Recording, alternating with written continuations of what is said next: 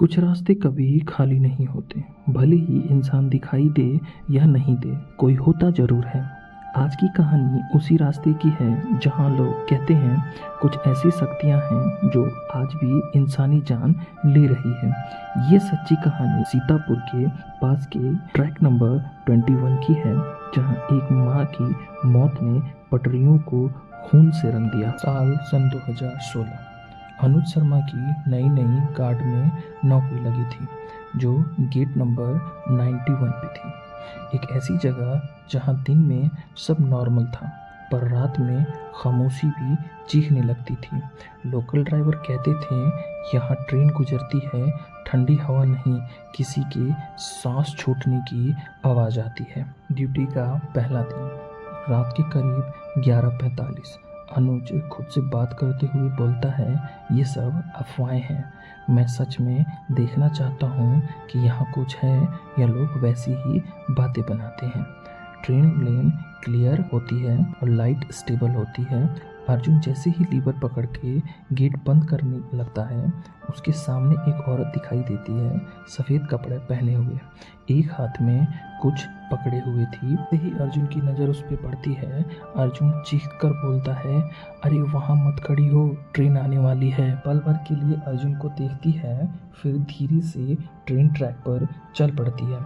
अर्जुन भागता है, लेकिन उसे बस एक लाल दुपट्टा मिलता है। ट्रेन गुजर चुकी थी, पर पटरी पर कोई लाश नहीं, कहीं कुछ नहीं मिला। अर्जुन देखकर एकदम घबरा जाता है। अगली सुबह जब अर्जुन ने लोकल स्टेशन मास्टर से पूछा, तो जवाब मिला, वो कविता थी।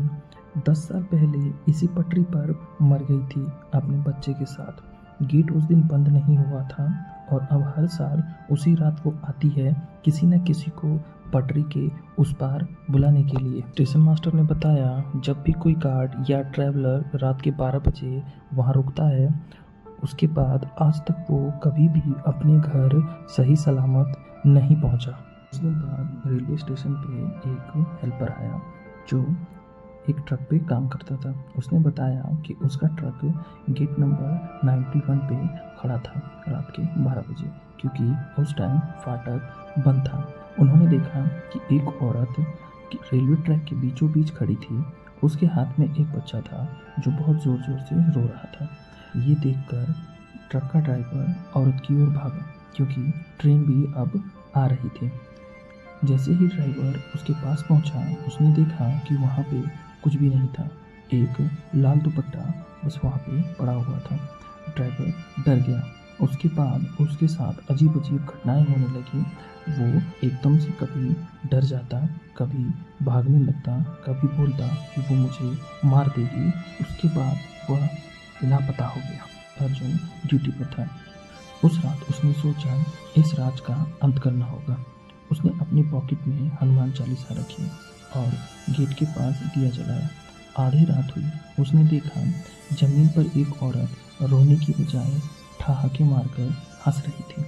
उसके हाथ में एक लाल दुपट्टा था और उसके हाथ में बच्चे का झूला था। जैसे ही अर्जुन उसके पास पहुंचा, उसने हंसना बंद कर दिया और उससे बोली, तू गेट बंद करता है ना, मेरे बच्चे को बचा सकता था ना।